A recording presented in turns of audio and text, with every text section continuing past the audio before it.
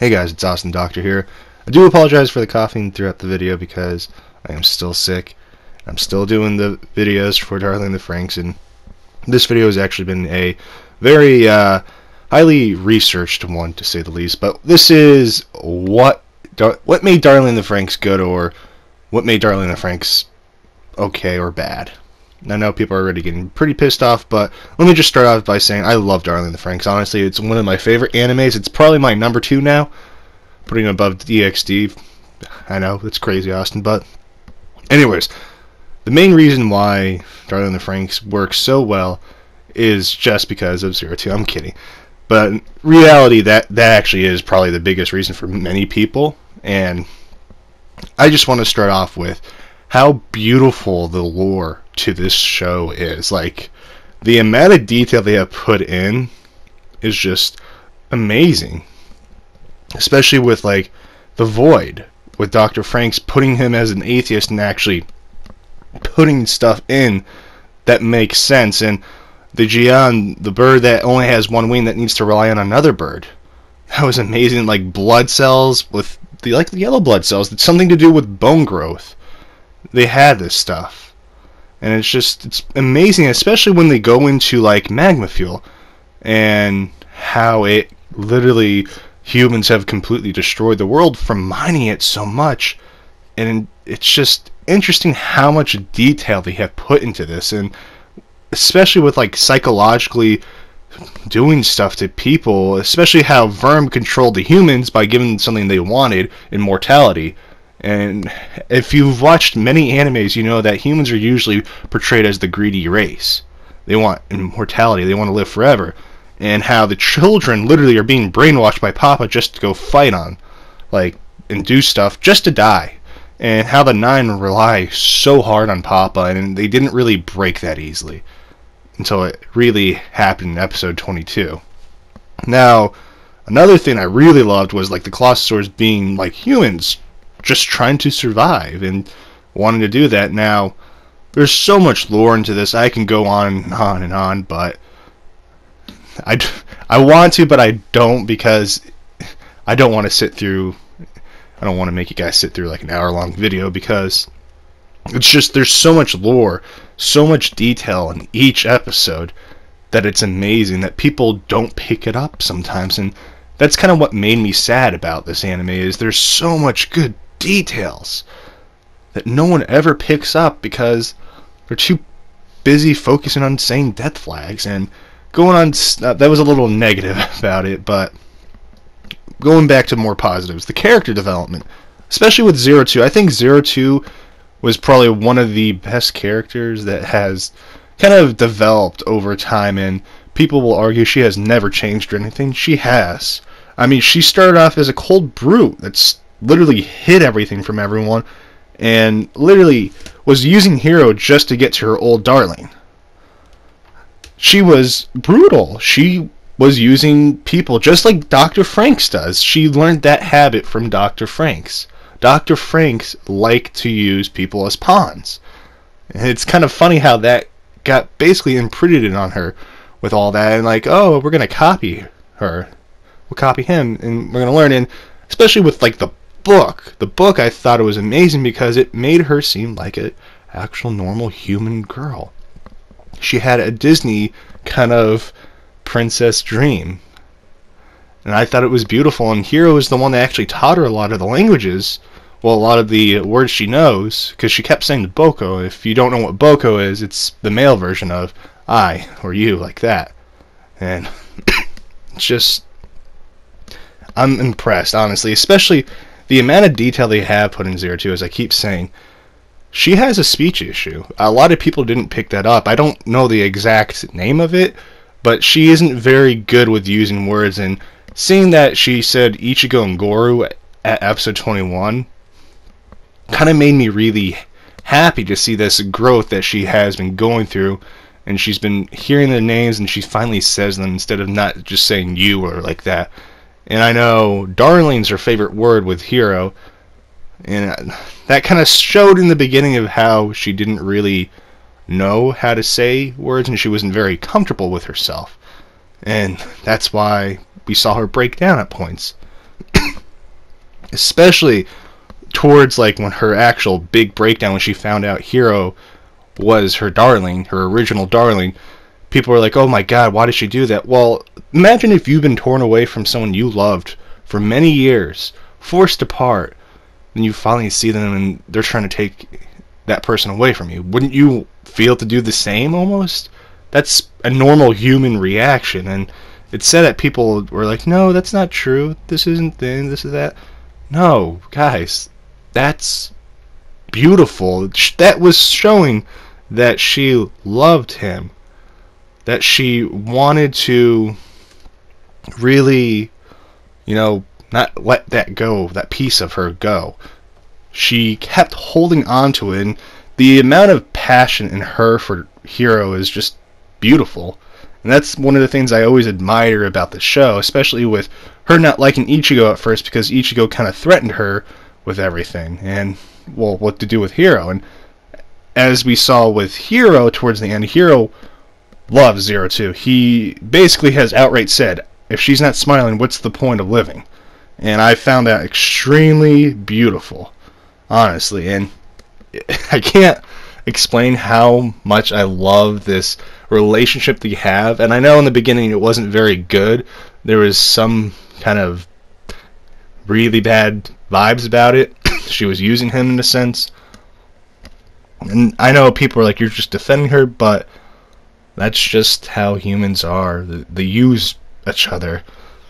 I don't care what you say, but anyways, with Hiro, he started off as a weakling, and he didn't really know what to do, and this is why I keep saying Naomi is a very good person that she died, because she kind of forced his character development to start, to kind of not fight to live, but live to fight. I mean, let me say that backwards, because I did it backwards, actually, I'm sorry, but he literally was living to fight, but now he's fighting to live. And losing Naomi really has sent him into this kind of, he can't pilot anymore, but he wants to. He doesn't know what to do, and he broke free because of 02, and this is why I keep saying Naomi being alive ruins that purpose.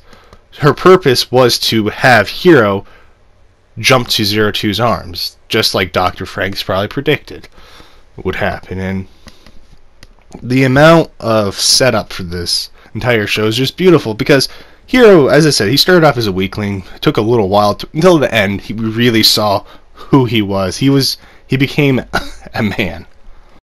But the other characters like Ichigo, Goru, Jerome, Miku, and, well, I wouldn't say Ikuno or Futoshi, but Mitsuru and Kokoro, they all grew in their own ways, and I appreciate the detail into that. But as I said, there was two characters kind of really completely left out. But going to like Goru and Ichigo, they kind of grew together and grew stronger, honestly. And Goru hasn't really grown to the point that it's noticeable. More of he's grown as a better person, and he really was a great person. Now Ichigo, she grew to the point that she understands how Hiro feels and would rather see, him happy with 02 than completely ruining his life. And Jerome, he started off as an annoying prick, to be quite honest, and he actually changed to be a good person. And Miku and him, honestly, were the background characters, but one of the best ones, because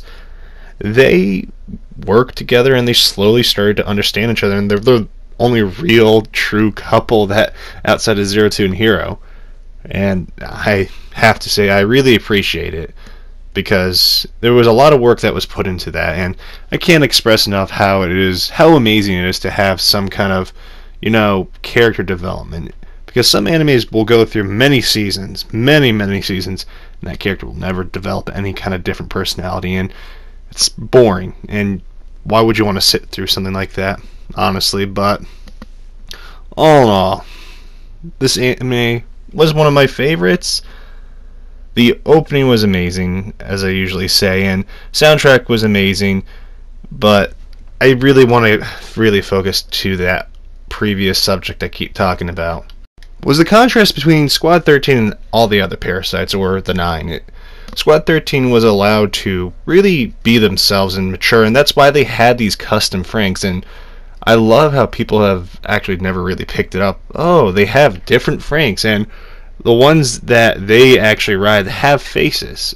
They have emotions. They are the main characters, ironically, and the 9 we saw don't have faces. They're just soldiers to kill, and that's kind of how the parasites are looked at, and I found that little detail really interesting with the entire anime, because there's stuff that was put in for the symbolism of being good, but people missed it, unfortunately, and I really just have to go back to the opening part, because the opening, The Kiss of Death, is Zero Two's love song to Hero, and it's one of those songs that I'm always going to love no matter what happens, because it was one of the best openings of this year, and I will fight anyone on that one. Trust me, I will. But all in all, going to like my final thoughts, and I'm going to leave the ending completely towards the end of the video, because I want people to watch this, and if they haven't watched it, they can avoid to watch the ending of this to avoid the ending discussion. But let's talk about what was bad. First things first, I know people are going to get very irritated when I say this, and some people are going to agree, and it's actually sad that one of the bigger YouTubers have said this before, and he doesn't watch it, or, well, he doesn't cover it on his channel, but the community was one of the biggest issues, I think, with Darling in the Franxx, and I know I'm not going to use the death threats thing, because that one's, I don't understand how it's debatable, but somehow it is still, but you can't deny how toxic the fandom was, especially episode 14. They literally were calling the director, writers, animators all names and horrible slurs. And don't believe me, go look on their Twitter. It's not that hard.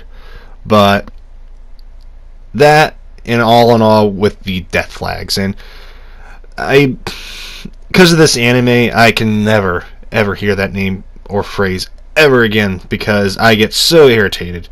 Because no one knows what a death flag is anymore, and people just throw that word out more than they use any kind of, greeting, and it's annoying, because most of the time they were saying death flags, it was for any little thing. If Zero Two said I love you, Hero, it was, whoa, that's a death flag. Oh, we'll be together forever, that's a death flag. Hero, I'm breathing right now. Oh, I got a death flag, I'm gonna die, guys. That was the logic of the community, and I can't express enough how annoying the community especially was with trying to argue with certain points, and people have full-fledged gone completely stupid. They have thrown logic out the window, and they don't understand how storytelling works, and I would love to sit down and teach them that, but that's not my job. I don't get paid for that. I don't get paid to do YouTube, so don't think I'm going to go make a series on that. Or will I? I'm kidding, but the community overall was just really awful. And it's kind of what pushed a lot of people away, especially my friend. He wanted to watch it, but he saw that the community was so toxic. And I know the community right now they're getting really mad that I'm speaking the truth, but the Reddit was the most toxic place, and anyone will say the Reddit's the most toxic place, and it's just how it works. Honestly, it was just so awful. And as I said, the biggest issue with the community wasn't, that death threat thing, because that's been debated to be wrong, but it's the sense of no common sense at all. For some reason, it was absent. People just blurred out stuff, and the thing that I personally hated, especially as a content creator, I have gotten a lot of the things correct with my prediction and theories, yet nothing happened. But when someone gets one little prediction right out of all of them, the bigger content creators, they're a prophet, and I'm just like, really, dude? Really? Come on, people. I've been pretty accurate with all this stuff, and I get that's how it works on YouTube, but more or less, when you start to believe people's theories, especially some really bad theories, because as I said, I looked through everyone's kind of content just to see what's out there, to base my theories off of their theories and kind of fix my theories based off of theirs, because that's the normal thing to do. But you can't be one-sided in any kind of debate, or too headstrong and have tunnel vision while you're trying to debate a subject. And That's what usually happened, and honestly, it was awful. But going to the biggest issue, I think, with Darling in the Franxx, and allow me to do a big speech before. Overall, it's just the story writing in this series was just really all over the place towards the end, and it's sad because it seems towards the end they just wanted to get the series finished. And I had hope, and when I say bad things about it, it's because I really loved Darling in the Franxx, and I wanted it to succeed, but they honestly just shot themselves in the foot, and I have to say the writing was just awful. It seems the director just didn't know how to handle it. I don't know what he was thinking, because he wasn't using common sense. And going to the ending, I'm going to be honest, this is what really will solidify that it's just not a good anime anymore. It wasn't what it was, and honestly, I petition. Anything after episode 18 is not canon. They could have done a better job with this series. And seeing the ending as 02 and Hero die but get reborn, that's the cliche that bothers me. Then having Naomi come alive some miracle way, it opens plot holes, and Naomi's only purpose, which is funny and sad, was just to be Ikuno's girlfriend. That's it. And I don't know what they were thinking, honestly. It's just the ending wasn't what the series deserved, and people may call it a happy ending. I don't call it a happy ending. I call it just a very open end. And the whole entire thing that's going to be funny is I originally wanted to get the Blu-ray. I really did. But seeing episode 23 and 24, I do not want to touch it. As I said, that ending turns its entire series on its head, because it seems it's not even part of what the series was before. And to say the least, the battles in space weren't great. They were awful, and it could have been better. Because I'm comparing this to the earlier on with Darling in the Franxx. It's just, with those kind of action scenes not being put into the space battles, you just kind of are like, wow. And they just did the overplayed of shoot a beam of lasers at them and they just all combust and blow up. It wasn't great, honestly. And I know I'm very upset about them killing 02 and Hero off and having their souls come out of nowhere and go into the sakura tree. But, you know, I don't know what they were thinking at the end. And honestly, I don't ever call for anyone to lose their job or anything, but Nishigori, whatever his name is, I hope he does never touch a serious anime again. I think he would be better off in a comedy. I'm 100% sure that is where he'd be very good at, because in a comedy you do not need an actual solid plot.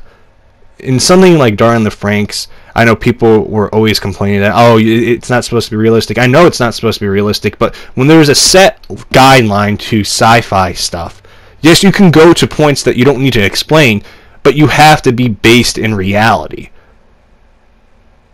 If it's not based in reality, it's just a freaking crazy comedy. And it's just... why?